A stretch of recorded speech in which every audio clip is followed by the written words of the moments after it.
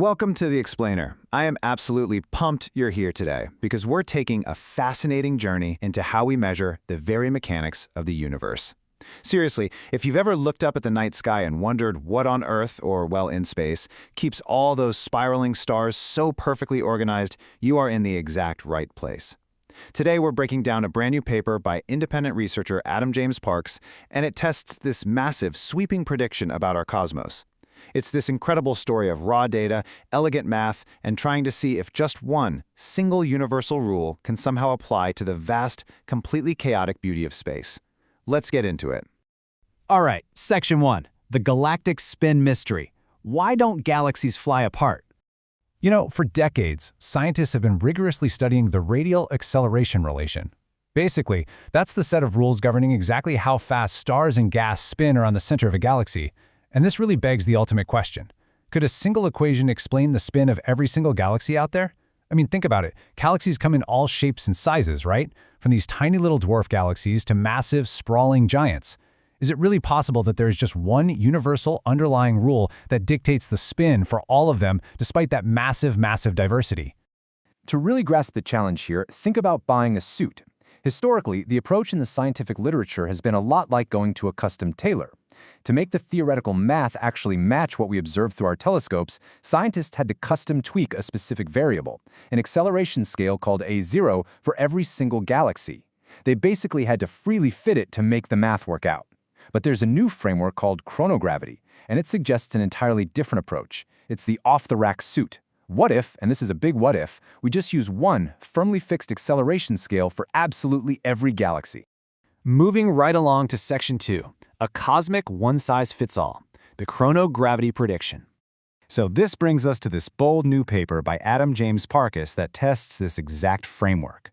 The chronogravity framework predicts this very specific, incredibly tiny, yet massively important number, 1.08 times 10 to the negative 10 meters per second squared. I know, it's a mouthful. But this right here, this is the proposed ultimate cosmic recipe. This framework says confidently that this single number is the fixed acceleration scale for everything. No tweaking allowed. And honestly, what's really fascinating is where that number actually comes from. If you look at the equation, A0 equals c times h0 over 2 pi, this universal off-the-rack size is derived purely from c, the speed of light, and h0, which is the present Hubble rate. That's the expansion rate of the universe. Now take a second. Notice what isn't in that equation. There is literally no reference to galactic dynamics whatsoever. Nothing. It literally takes the expansion rate of the entire universe and uses it to predict how a single isolated galaxy should spin. Mind-blowing, right? Okay, Section 3, the massive 175 galaxy test, walking into the SPARC fitting room. Now, theoretical math on a chalkboard is great and all, but astrophysics demands hard observational proof. So Parks took this equation and walked right into the SPARC database, which is one of our absolute best catalogs of galactic rotation curves. And listen to how rigorous the parameters of this test were. They included all 175 galaxies in the public release. No cherry picking, nothing was excluded just to make the math look a bit cleaner. We're talking 3,384 individual data points spanning from dwarf all the way to giant galaxies. And here's the kicker, the absolute crux of the paper. A0 was strictly fixed, never adjusted. The only freedom they allowed in the fit was the standard stellar mass-to-light ratio for each galaxy, which, just accounts for how bright the stars are compared to their mass. Which brings us to Section 4. The results are in. Does the suit fit? So we have our off-the-rack equation, and we have our 33,884 data points from 175 vastly different galaxies. The results here brilliantly illustrate the whole heart of the paper. When you plot it out, you see the actual observational data from SPARC clustered densely together as all these black dots. And cutting right through the middle of it all, that solid red line, is the chronogravity prediction using our single fixed off-the-rack number. Just look at how tightly those thousands of raw data points hug that red prediction line. And that's across 4 decades of mass. It's stunning.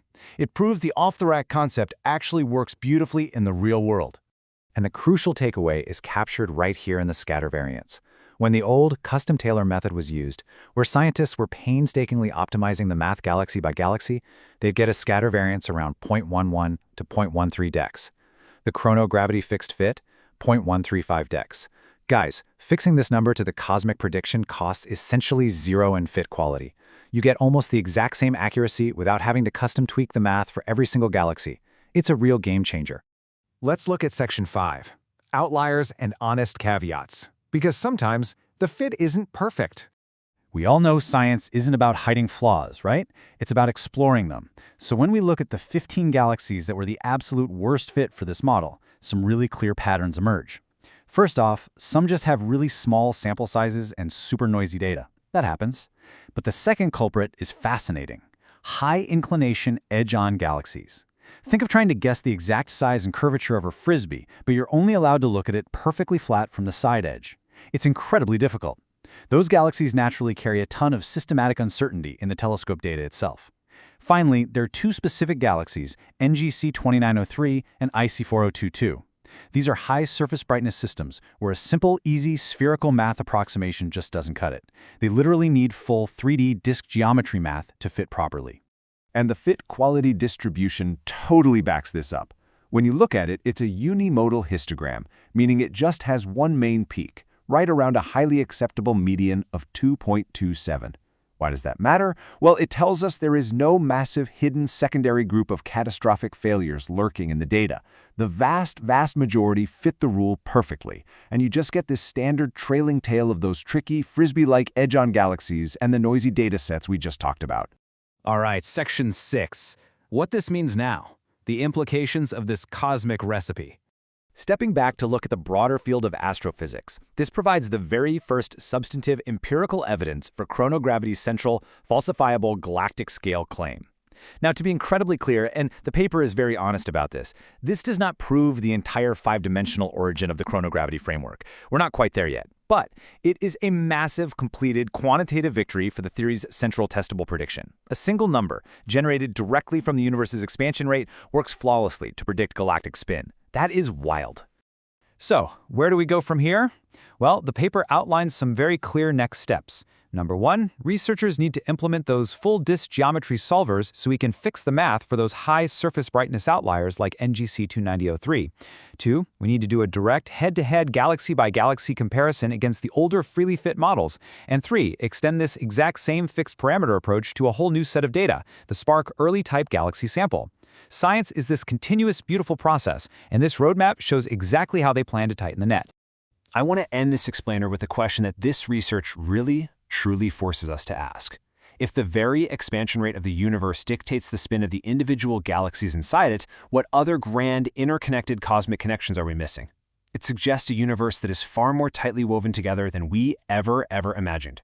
Thank you so much for joining me today to explore this incredible data. Stay curious, keep looking up, and I'll catch you in the next explainer.